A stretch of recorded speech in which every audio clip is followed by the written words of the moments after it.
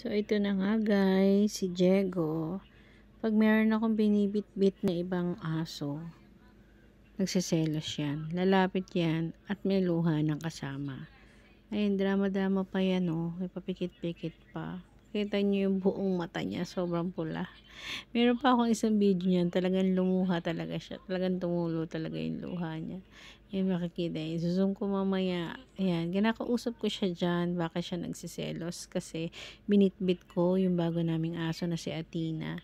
Ayaw niya ng ganun eh. Panakikita niya, ganyan siya. Tsaka kausapin mo lang siya ng parang, alam mo yun, yung pinag-ano mo siya na kawawa siya, ganun. Ganyan siya. Sobrang dramatic talaga niya. Ayan si Diego ko, Chihuahua. 3 years old. Kaya yan. Ayan na siya. Oh. May papikit-pikit pa yan talaga naman. Ako. Kaya itong si Diego talaga. Siyang pinakasiloso sa lahat ng aso ko, guys. Pero love na love ko yan. Yan. At si Diego nga pala, nabili namin yan ng pandemic. Yan, kasi talaga sa bahay lang tayo dati, diba? Ayan si Athena. So, selos siya. Kaya, ayan.